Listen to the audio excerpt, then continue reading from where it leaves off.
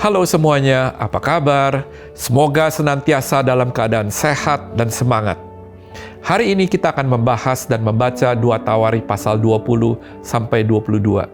Di dalam pasal 20 diceritakan tentang peperangan Yosafat dengan Aram. Yosafat mengalami pemulihan dari krisis yang dialami. Bani Moab, Amin, dan Munim bersekutu untuk menyerang kerajaan Yosafat. Mendengar berita penyerangan itu, Yosafat menjadi takut dan kemudian mencari Tuhan. Yosafat dan umat Israel bersandar penuh pada Tuhan dalam menghadapi serangan tentara sekutu asing. Yosafat menyerukan agar bangsa Yehuda berpuasa dan berdoa, memohon pertolongan Tuhan. Ia menempatkan orang-orang yang berpakaian kudus untuk bertugas memuji Tuhan di depan pasukan. Hal yang luar biasa pun terjadi. Pasukan Yosafat memenangkan peperangan hanya dengan puji-pujian kepada Tuhan. Kitab Tawarikh menceritakan hal ini dengan sangat dramatis.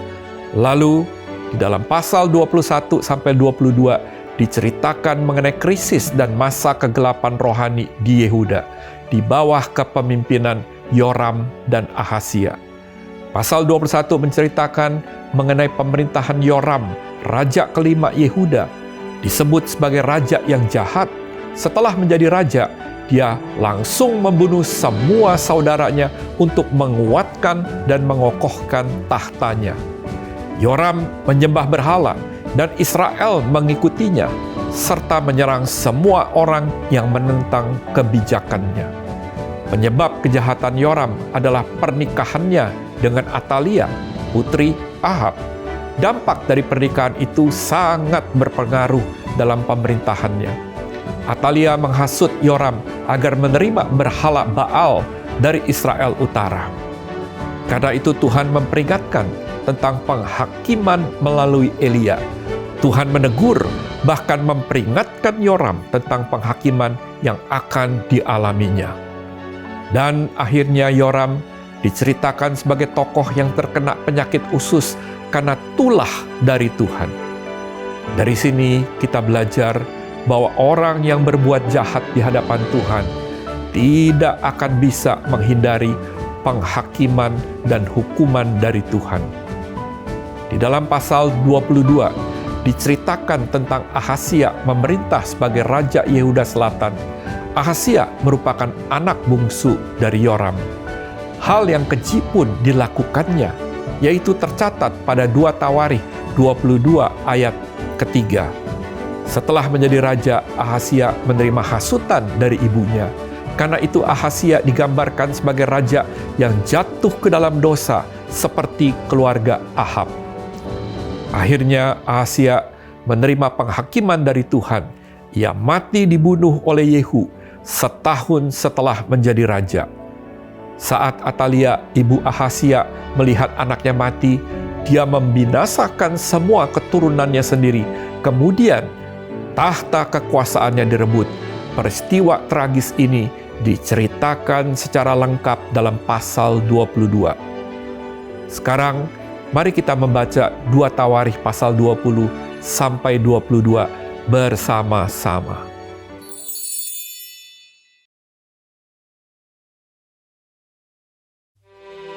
Setelah itu, Bani Moab dan Bani Amon datang berperang melawan Yosafat bersama-sama sepasukan orang Meunim. Datanglah orang memberitahukan Yosafat, "Suatu laskaran besar datang dari seberang laut Asin, dari Edom, menyerang tuanku. Sekarang mereka di Hazezon Tamar," yakni En-Gedi. Yosafat menjadi takut, lalu mengambil keputusan untuk mencari Tuhan. Ia menyerukan kepada seluruh Yehuda supaya berpuasa. Dan Yehuda berkumpul untuk meminta pertolongan daripada Tuhan.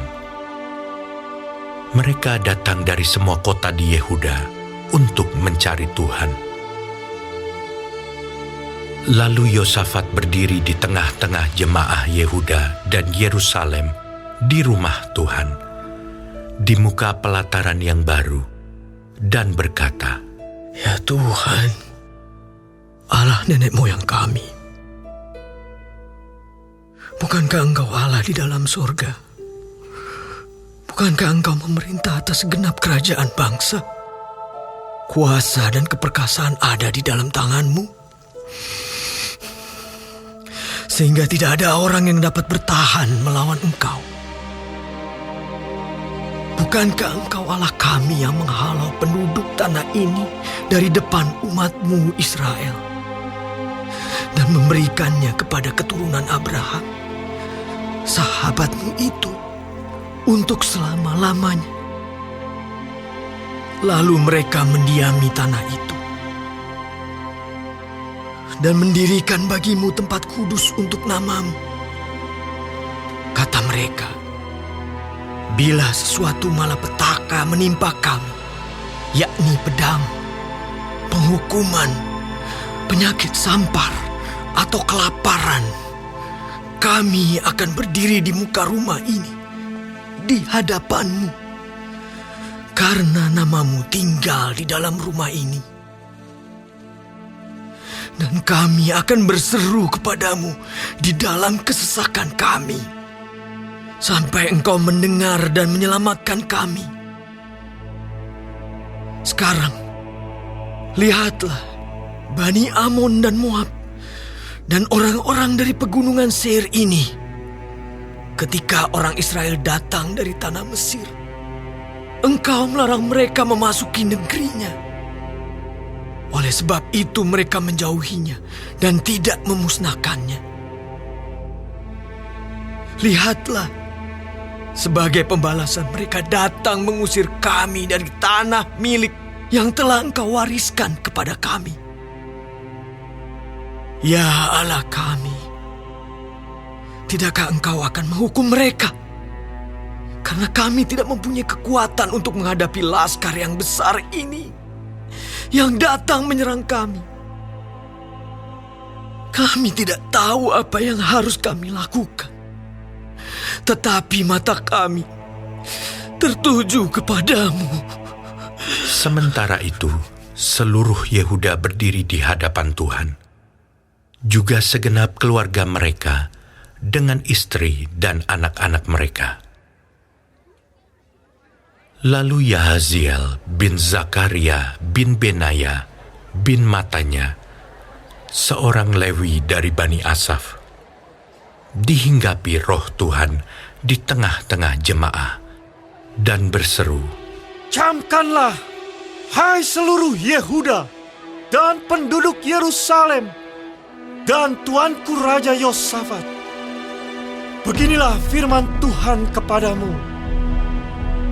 Janganlah kamu takut dan terkejut karena laskar yang besar ini, sebab bukan kamu yang akan berperang, melainkan Allah.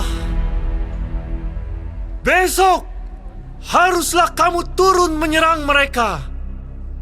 Mereka akan mendaki pendakian Ziz, dan kamu akan mendapati mereka di ujung lembah, di muka padang gurun Yeruel. Dalam peperangan ini, tidak usah kamu bertempur. Hai Yehuda dan Yerusalem, tinggallah berdiri di tempatmu, dan lihatlah bagaimana Tuhan memberikan kemenangan kepadamu. Janganlah kamu takut dan terkejut. Majulah besok menghadapi mereka. Tuhan akan menyertai kamu. Lalu berlututlah Yosafat dengan mukanya ke tanah. Seluruh Yehuda dan penduduk Yerusalem pun sujud di hadapan Tuhan dan menyembah kepadanya. Kemudian orang Lewi dari Bani Kehat dan Bani Korah bangkit berdiri untuk menyanyikan puji-pujian bagi Tuhan, Allah Israel, dengan suara yang sangat nyaring. Keesokan harinya pagi-pagi, mereka maju menuju padang gurun Tekoa. Ketika mereka hendak berangkat, berdirilah Yosafat dan berkata, Dengar, hai Yehuda dan penduduk Yerusalem, percayalah kepada Tuhan Allahmu, dan kamu akan tetap teguh. Percayalah kepada nabi-nabinya, dan kamu akan berhasil. Setelah ia berunding dengan rakyat, ia mengangkat orang-orang yang akan menyanyi nyanyian untuk Tuhan dan memuji Tuhan dalam pakaian kudus yang semarak pada waktu mereka keluar di muka orang-orang bersenjata sambil berkata, Nyanyikanlah nyanyian syukur bagi Tuhan, bahwasannya untuk selama-lamanya kasih setianya. Ketika mereka mulai bersorak-sorai dan menyanyikan nyanyian pujian, dibuat Tuhanlah penghadangan terhadap Bani Amon dan Moab dan orang-orang dari pegunungan Seir yang hendak menyerang Yehuda, sehingga mereka terpukul kalah. Lalu Bani Amon dan Moab berdiri menentang penduduk pegunungan Seir, hendak menumpas dan memunahkan mereka. Segera sesudah mereka membinasakan penduduk Seir, mereka saling bunuh-membunuh. Ketika orang Yehuda tiba di tempat peninjauan di padang gurun, mereka menengok ke tempat laskar itu. Tampaklah semua telah menjadi bangkai berhantaran di tanah. Tidak ada yang terluput. Lalu Yosafat dan orang-orangnya turun untuk menjarah barang-barang mereka. Mereka menemukan banyak ternak, harta milik, pakaian, dan barang-barang berharga. Yang mereka rampas itu lebih banyak daripada yang dapat dibawa. 3 hari lamanya mereka menjarah barang-barang itu, karena begitu banyaknya. Pada hari keempat, mereka berkumpul di lembah pujian. Di sanalah mereka memuji Tuhan, dan itulah sebabnya orang menamakan tempat itu lembah pujian hingga sekarang. Lalu pulanglah sekalian orang Yehuda dan Yerusalem dengan Yosafat di depan.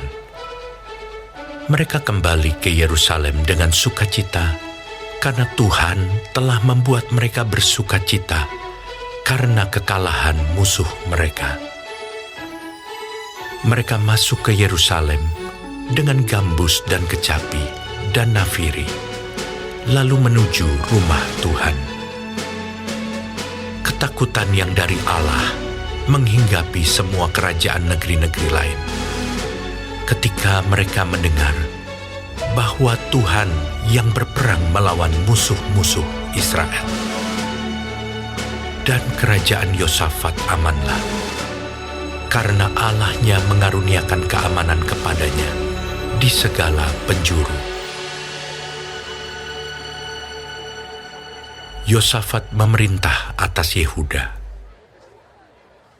Ia berumur 35 tahun pada waktu ia menjadi raja, dan 25 tahun lamanya ia memerintah di Yerusalem. Nama ibunya ialah Azubah, anak Silhi. Ia hidup mengikuti jejak Asa ayahnya. Ia tidak menyimpang daripadanya, dan melakukan apa yang benar di mata Tuhan.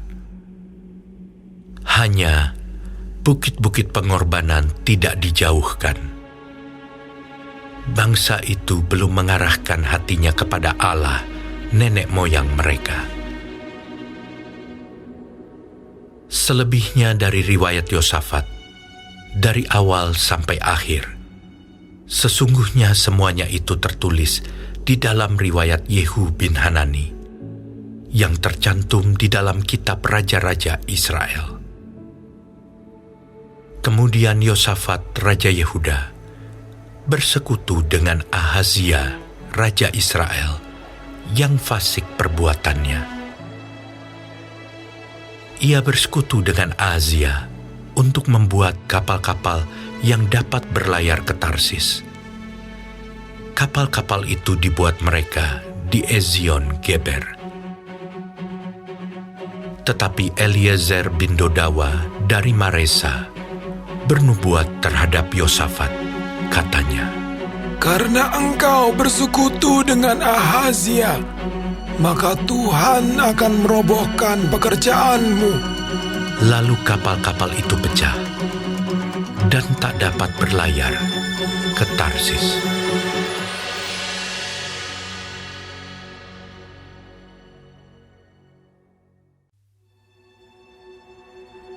Kemudian Yosafat mendapat perhentian bersama-sama dengan nenek moyangnya, dan ia dikuburkan di samping nenek moyangnya di kota Daud. Maka Yoram anaknya menjadi raja menggantikan dia.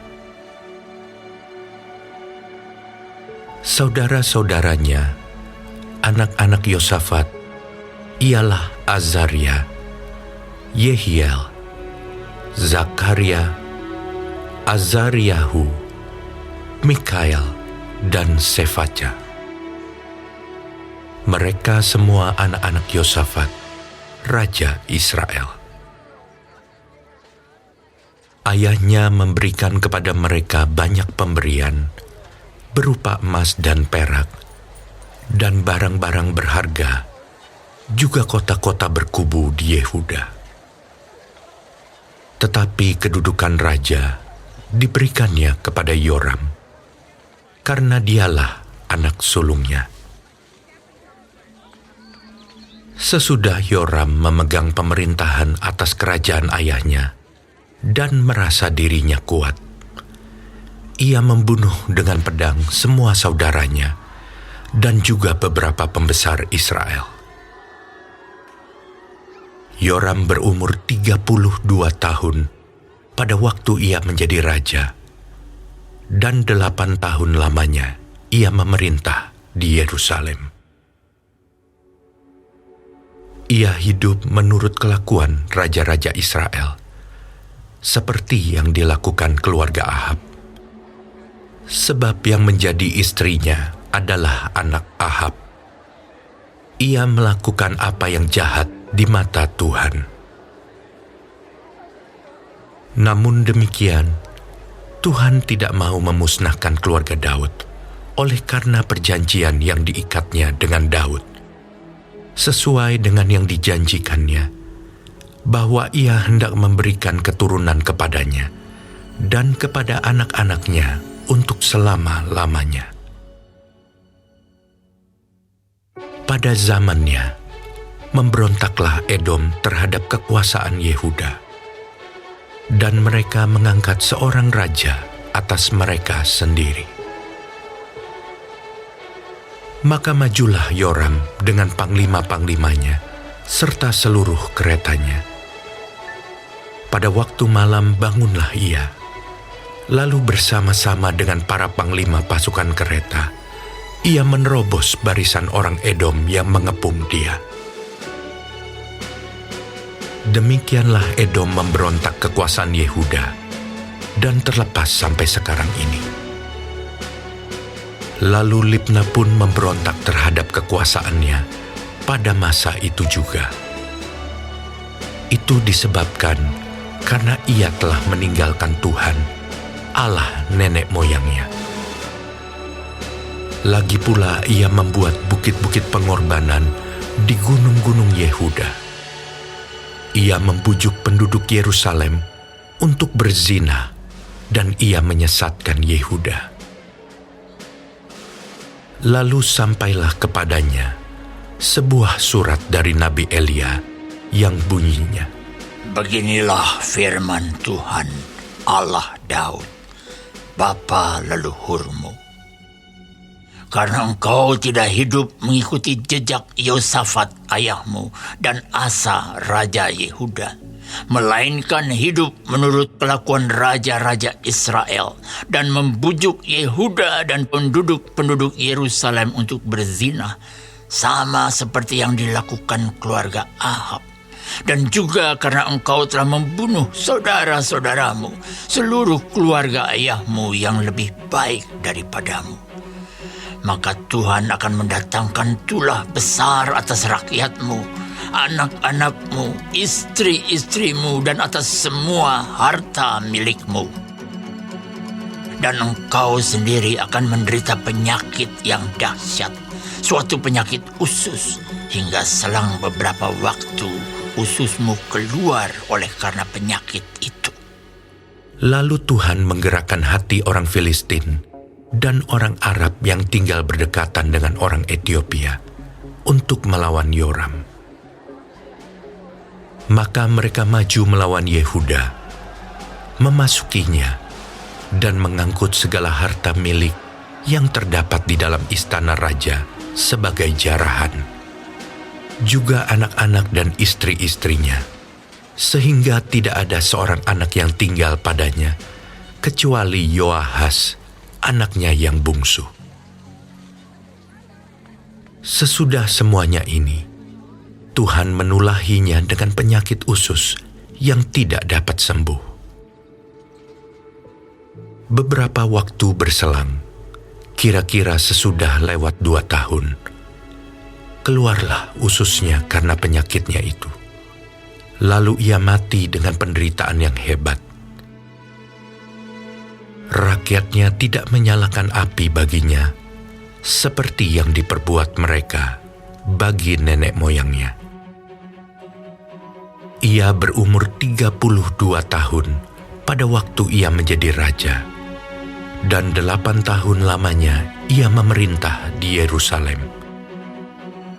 Ia meninggal dengan tidak dicintai orang.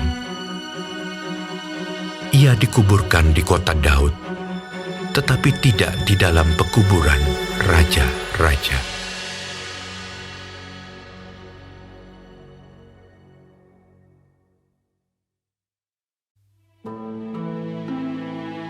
Lalu penduduk Yerusalem mengangkat Ahazia, anaknya yang bungsu, menjadi raja menggantikan dia, karena semua anaknya yang lebih tua umurnya telah dibunuh oleh gerombolan yang datang ke tempat perkemahan bersama-sama orang-orang Arab.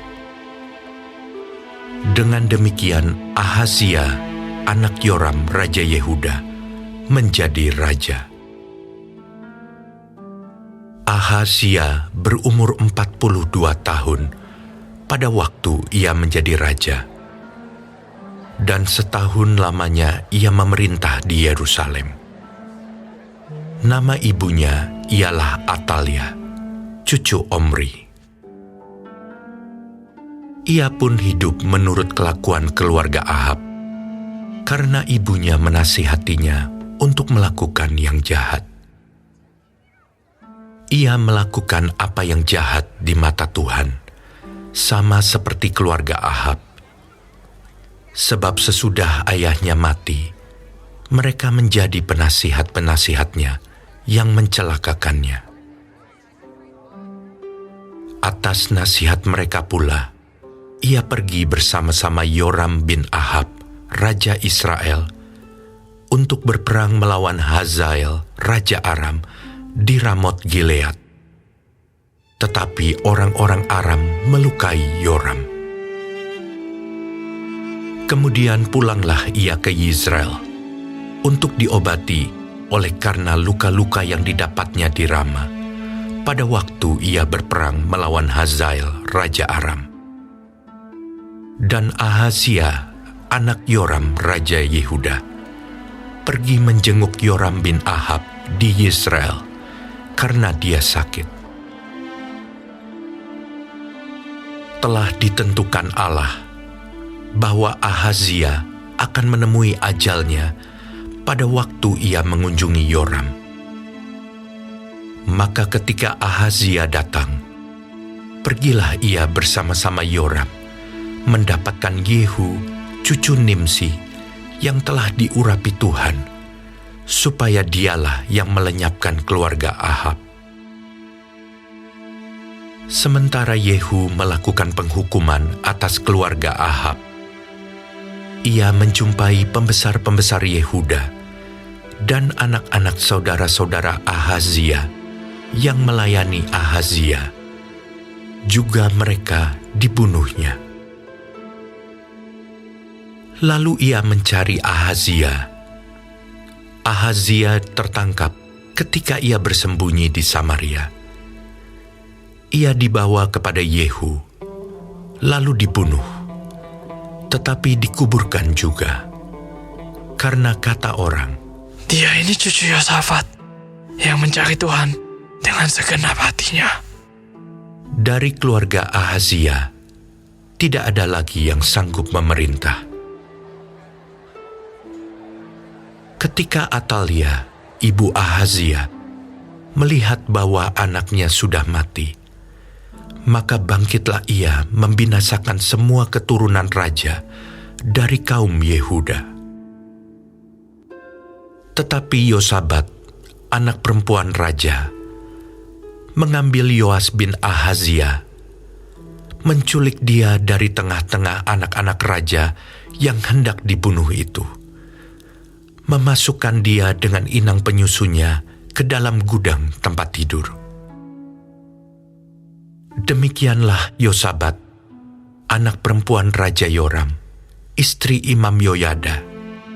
Ia adalah saudara perempuan Ahazia, menyembunyikan dia terhadap Atalia, sehingga ia tidak dibunuh Atalia. Maka tinggallah Yoas 6 tahun lamanya bersama-sama mereka dengan bersembunyi di rumah Allah, sementara Atalia memerintah negeri.